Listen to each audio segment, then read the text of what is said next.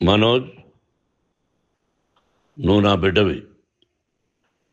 లక్ష్మీ ప్రసన్న, విష్ణువర్ధన్ బాబు, మనోజ్ కుమార్. నిన్ను ఎలా పెంచానురా నేను? అందరికంటే నిన్నే గారాభంగా పెంచానురా. నీకే ఎక్కువ ఖర్చు పెట్టి చదివించాలని ప్రయత్నం చేశానురా. నువ్వు ఏది అడిగినా నేను నీకు ఇచ్చానురా. కానీ ఈ రోజున నువ్వు చేస్తున్న పని బిడ్డల గుండెల మీద తంతారంటారే, అలా తన్నేవరా. మనసు ఆవేదనతో కింగిపోతుందిరా. నేను మీ అమ్మ ఏడ్చుకుంటున్నావురా. జర్నలిజం ఉన్నది లేనిది, లేనిది ఉన్నట్టు రాస్తున్నారా. నువ్వు నన్ను కొట్టడం ఏంట్రా? నా బిడ్డ నన్ను తాకలా. ఇద్దరం ఘర్షణ పడ్డాం కొన్ని కారణాల వల్ల. ప్రతి ఫ్యామిలీలోనూ ఉంటాయిరా ఇవి. లేనివాడు ఎవరైనా ఉంటే ప్రపంచంలో ఒకరున్నారేమో, 1% ఉంటుందేమో. అటువంటి వాళ్ళ ఇంటికి వెళ్ళి కాళ్ళు గడిగి నిద్ర పూసుకోవచ్చు. భారత భాగవత రామాయణాలు చూసావు కదరా. ఏమిటిది? మీ అమ్మ ఎంత కుమిలిపోతుంది ఈ రోజున హాస్పిటల్ చేరింది. నీ వల్ల హాస్పిటల్ చేరుతాను. చూడు మనోజ్, నీకు అన్నీ ఇచ్చిన ఈ రోజున నువ్వు నా గుండెల మీద తనడమే కాకుండా అపకీర్తి తీసుకొచ్చావు. ఏదేదో రాశావు, ఏదేదో చెప్తున్నావు. కొంతమంది జర్నలిస్టులు ఉన్నది లేనిది, లేనిది ఉన్నట్టు రాసే వాళ్ళ తత్వం వాళ్ళకి ఎందుకంటే టీఆర్పీ పెరగాలి. ఇది వాళ్ళ నైజం. మనం మార్చలేము. వాళ్ళందరి మీద మన కోర్టుకు వెళ్ళలేము. వాక్ స్వాతంత్రం అంటారు, ప్రజాస్వామ్యం అంటారు. ప్రజాస్వామ్యంలో కూడా కొన్ని హద్దులు ఉన్నాయి. ఇది నీకు తెలుసు అనుకున్నా. ఎంత మంచి నటుడివి నువ్వు. నీ భార్య మాటలు విని తాగుడుకు అలవాటు పడిపోయావు.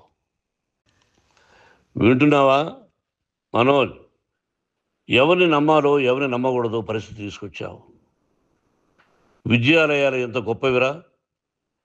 మనం 25% కులమతాలకు అతీతంగా ఫ్రీ ఎడ్యుకేషన్ ఇస్తున్నాంరా. క్యాస్ట్ అనేది తీసేశాను రా 92లో ప్రాస్పెక్ట్స్లో. నువ్వు చదువుకున్నావురా. అక్కడ చదువుకున్న బిడ్డలు ఐఏఎస్, ఐపీఎస్ అయ్యారా. ఎంతోమంది గొప్పవాళ్ళు అయ్యారా. నువ్వు నటుడుగా ఎంతో గొప్పవాడివి. తాగుడికి అలవాడబడి నువ్వు నీ భార్య ఇంట్లో బిహేవ్ చేస్తున్న విధానం ఆ భగవంతుడు సర్వేశ్వరుడు తెలుసు. భగవంతుడు చూస్తున్నాడు రా. నేను తప్పు చేసినా, నువ్వు తప్పు చేసినా, ఎవరు తప్పు చేసినా. ఎంత అవకాశం ఇచ్చావు మాట్లాడుకునేదానికి అందరికీ. ఇన్ని సంవత్సరాల్లో మన విద్యాలయాల్లో ఒక్క తల్లి కానీ ఒక తండ్రి కానీ ఏమైనా చెప్పారా? ఆ బిడ్డలు మన బిడ్డలు రా. మీరెంతో నాకు అక్కడ ఉన్నవాడు కూడా నా కూతుర్లు, నా కుమారులు. ఎంతమందికి ఫ్రీ ఎడ్యుకేషన్ ఇస్తున్నావు. వాడి దగ్గర ఏది ఆశించరా. నువ్వు ఎందుకు ఇలా తయారైపోయావు? ఎందుకు ఇంట్లో ఉండే పని వాళ్ళందరినీ కొడుతున్నావు? వాడు పని చేసుకోవడానికి మన ఇంటికి వచ్చాడు రా. ఆ పనివాడిని కొట్టడం చాలా మహాపాపంరా. నేను వేరురా. నేను దండించడం వేరురా. నేనెవరిని ఆ చిన్న వాళ్ళని కొట్టి ఇచ్చేసి చేయలేదురా. సినిమా ఇండస్ట్రీలో మోహన్ బాబు కొడతాడు, తిడతాడు అంటే అది షూటింగ్లో జరిగి ఉండొచ్చేమో. కానీ ఇంట్లో ఉండి 10 సంవత్సరాల నుంచి 20 సంవత్సరాల నుంచి పనివాళ్ళు ఉన్నారు. నేను ఇంట్లో లేని సమయంలో వాళ్ళందరినీ కొట్టి వాళ్ళ ఫోన్ లాక్కొని ఒకడైతే చచ్చిపోవాలి. వాడు పోలీస్ కంప్లైంట్ ఇచ్చి ఉండొచ్చు. నేను వద్దు అని వాడిని బతిమాలాడు. పోలీస్ కంప్లైంట్ కూడా ఇవ్వలా. ఇంకైనా నువ్వు నీ భార్య మారి బయట ఉండండి రా అన్నాను నేను. లేదు డాడీ, తప్పు చేయలేని ఒకసారి వచ్చావు, మళ్ళీ తప్పు చేశావు, మళ్ళీ వెళ్ళావు, మళ్ళీ ఈసారి తప్పు చేయనన్నావు. ఏమండి వీడు తప్పు చేయడం అని మీ అమ్మ చెప్పింది. ఇంట్లో పెట్టుకున్నా. మళ్ళీ నువ్వు చేస్తున్నది, ప్రతిరోజు నువ్వు తాగుతున్న విధానం నీకే తెలుసు. ఇది ప్రజలు నమ్ముతారా లేదా అనవసరం నాకు. నేను నీకు చెప్తున్నా, ఇంతటితో ఫుల్ స్టాప్ పెట్టాలి. 3 రోజుల నుంచి రకరకాలుగా రాస్తున్నప్పుడు నా మనసు ఆవేదనతో ఉంది. మళ్ళీ చెప్తున్నా, Mohan Babu university is greater than temples. Greater than temples. బిడ్డలను కాలేజీలో చేర్చుకునే ముందు చెప్తారు, అన్నయ్య ఎంత ఉంది యూనివర్సిటీ రూల్స్, ఇది మా పద్ధతి, మీకు ఇష్టమైతే చేర్చండి. గవర్నమెంట్ బిడ్డల్ని గవర్నమెంట్ ఏమిస్తుందో ఇంత పర్సంటేజీ వాళ్ళకు కూడా మీ దగ్గర ఎందుకు డబ్బు తీసుకుంటున్నామంటే దానికి అర్థం పరమార్థం చెప్పాము. దొంగతనంగా తీసుకోలేదు, ప్రతిదానికి చెక్కులు ఉన్నాయి, అది అకౌంట్ ఉంది. దానిలో తప్పులు జరిగితే డిపార్ట్మెంట్ ఉంది. కాలేజీలో ఇంకేదైనా తప్పు జరిగితే గవర్నమెంట్ ఉంది. ఇవన్నీ నీకు తెలుసు. ఈ రోజున ప్రపంచంలోనే నెంబర్ 1గా చేయాలని మీ అన్న కష్టపడి ఇతర దేశాల్లో నెంబర్ 1 యూనివర్సిటీ టైఅప్ చేశాడు. ఈ రోజు నువ్వు చేసిన విధానం ఏమిటి? నువ్వే ఒకప్పుడు నాకు ఇవి ఏమొద్దు, నేను యాక్టింగ్ అన్నావు. ఈ రోజున ఏం చేస్తున్నావు? విద్యాలయాల మీద పడ్డావు. తల్లిదండ్రులు చాలా గొప్పవాళ్ళరా. కొంతమందికి డబ్బు కట్టలేకపోవచ్చు, కట్టని వాళ్ళకు కొంత సహాయం చేసావు. అంతా సహాయం చేయలేము. బ్యాంకుల్లో డబ్బు కట్టాలి, లెక్చరర్స్కి డబ్బులు ఇవ్వాలి, యూనివర్సిటీ బ్రహ్మాండంగా నడపాలంటే మంచి లెక్చరర్స్ కావాలి. ఇవన్నీ తెలిసి చేస్తున్నావురా 32, 33 సంవత్సరాల నుంచి. అది పక్కన పెడితే అందరినీ కొట్టడానికి వస్తావు. మీ అన్నం తిడతావు. ఒక వ్యక్తి వినయ్ గారనే ఆయన వ్యక్తి హెల్ప్ చేయడానికి వస్తే ఆ వినయ్ ఎవరు లజ్జాగుడికి చంపేస్తాను వాడు అన్నావు. ఇవన్నీ ఎంత తప్పురా? అంటే మీ నాన్నగారికి ఎవరు సహాయం చేయడానికి వస్తే వాళ్ళందరినీ లజ్జాగుడుకులు అంటావు, చంపేస్తానంటావు. మీ అన్నను చంపేస్తానన్నావు. చంపరా చూద్దాం మీ అన్న. నేనే అన్నా. తాకరా నీ ధైర్యం ఉంటే అన్నా. ఎంతమందిని చంపాలనుకుంటున్నావు? ఎంతమందిని చేయాలనుకుంటున్నావు? నువ్వు ఏం సాధించాలనుకుంటున్నావు?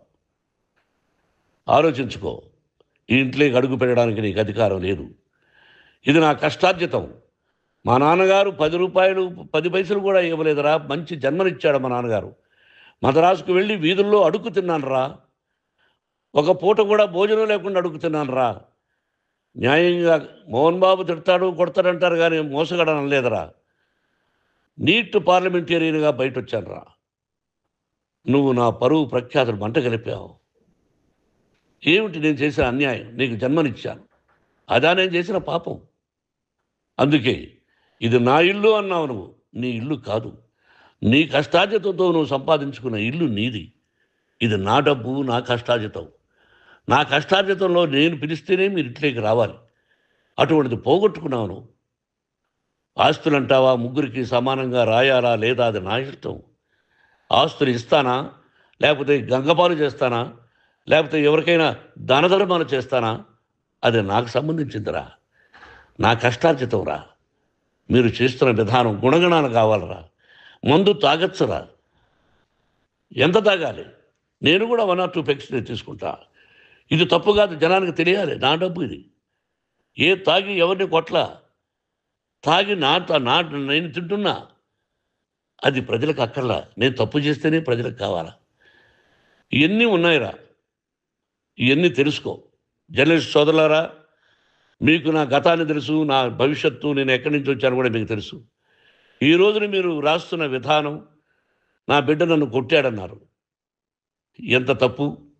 ఈ రోజున నా బిడ్డ మీద కోపంతో అవును చెప్పచ్చు. కాదు, వాడు నా మీద చెయ్యెత్తలేదు. నేను ఘర్షణ పడ్డాం. ఘర్షణ వేరు, కొట్టుకోవడం వేరు. గాయాలతో హాస్పిటల్కి వచ్చి కుంటుకుంటుగా నడిచాడు. మళ్ళీ ఏమని పోలీస్ స్టేషన్కి వెళ్ళి చెప్పాడు. ఎవరో 2 ఉన్నారు, వాళ్ళిద్దరూ నా మీద దాడి చేశారన్నాడు. నా ఇంట్లో పనిచేస్తున్న వ్యక్తుల గురించి పోలీస్ స్టేషన్కి వెళ్ళి చెప్పవలసిన అవసరం అతనికి లేదు, హక్కు లేదు. పోలీస్ డిపార్ట్మెంట్ కూడా తెలుసుకోవాల్సిన విషయం. నా ఇంట్లో ఉండే వర్కర్స్ మీద నేను కంప్లైంట్ ఇవ్వాలి. నువ్వు పర్మిషన్ లేకుండా నా ఇంట్లోకి నువ్వు చొరబడి ఈ ఇల్లు నాదంటూ ఇంట్లో పనిచేస్తున్న వర్కర్స్ మీద కంప్లైంట్ ఇచ్చావు. అది ఎంతవరకు పోలీసు న్యాయమో రూల్సో చూద్దాం. పోలీస్ డిపార్ట్మెంట్ ఇంటికి వచ్చింది. వాళ్ళకి రాశాను ఉత్తరం. అయ్యా, నేను సీనియర్ సిటిజన్ని, నాకు రక్షణ లేకుండా ఉంది. నా బిడ్డ వల్ల నా ఇంట్లో నుంచి నా బిడ్డను పంపించేసి ఇది నా ఇల్లని. వాళ్ళు నాకు సమాధానం ఇవ్వలేదు. ఇవ్వకపోగా ఎవరిని పట్టించుకోలేదు. ఇప్పుడు పోలీసు వాళ్ళు వచ్చి ఏమండి, రూల్స్ ప్రకారం నా బిడ్డ ఇంటికి రాకూడదంటే మాకు హయ్యర్ అథారిటీ వాళ్ళు ఫోన్ చేశారు. మీరు ఎవరిని స్టాప్ చేయొద్దండి, బయట నుంచి ఎవరైనా వస్తే వాళ్ళని స్టాప్ చేయండి అన్నారు. 2 రోజుల నుంచి 10 మంది 20 మంది వస్తున్నారు. వాళ్ళు అలా చూస్తూ నిలబడ్డారు. వాళ్ళు ఫోటోలు తీసుకున్నారు. వాళ్ళ మీద మళ్ళీ వదిలేస్తున్నారు. ఎవరిని నిందించాలి? But I give respect to the police department. వాళ్ళకి ఎవరు ఏ అధికారి ఫోన్ చేశాడో, ఆ అధికారికి ఏ పొలిటీషియన్ చేశాడో అది వాళ్ళకే వదిలేస్తున్నా. కాబట్టి వాళ్ళు పోలీస్ కంప్లైంట్ ఇచ్చినా కూడా మేము సంబంధం లేదని అంటున్నారు కాబట్టి నేను నా బిడ్డను నిన్ను నాపు చేస్తున్నా. నువ్వు ఇంట్లోకి వచ్చే అధికారం నీకు లేదు. నువ్వు వచ్చి నీ బిడ్డను తీసుకెళ్ళు. సంతోషం. నువ్వు రాలేదు, నీ బిడ్డను జాగ్రత్తగానే చూసుకుంటావు. Take care your daughter, that's all. మీ అమ్మ హాస్పిటల్లో అడ్మిట్ అయింది. రేపో ఎల్లుండో మీ అమ్మను పిలిపించి బాగైన తర్వాత ఇదిగో నువ్వు నీ కొడుకు బిడ్డను తీసుకెళ్ళి వాడికి అప్పచెప్పని చెప్తాను పోలీసు వాళ్ళ ఆధ్వర్యంలో. ఇది 100% జర్నలిస్టు సోదరులారా, పులి స్టాప్ పెట్టండి. మీకు కుటుంబాలు ఉన్నాయి, మీ యజమానులకు కుటుంబాలు ఉన్నాయి. మీ కుటుంబాల విషయాలు, మీ యజమానుల కుటుంబాల విషయాలు మేము ఎవరు జోక్యం కలుగు చేసుకోవాలా. మేము నటీనటులం. మాది తప్పుంటే నటుడుగా నన్ను ఫెయిల్యూర్ అని రాయండి, నా నటన బాగలేకపోతే రాయండి. బట్ ఇంటి లోపల సందులో నుంచి చూస్తూ తప్పు చేస్తున్నామని ఉన్నది లేనిది ఉన్నట్టు రాయకండి. మీకు నా హృదయపూర్వక నమస్కారాలు. ఇన్ని రోజులు హృదయపూర్వకంగా ఎంకరేజ్మెంట్ చేశారు. ఆ ఎంకరేజ్మెంట్కు నమస్కారం చేసుకుంటూ I love you all. I love you police department. మీరు న్యాయంగా ధర్మంగా నడుచుకోండి, ఎవరికి తొత్తుల్లాగా ఉండొద్దండి అని మనవి చేసుకుంటూ నేను సెలవు తీసుకుంటాను. Thank you very much for all the journalist. ఇక్కడ పులి స్టాప్ పెట్టండి. Thank you very much.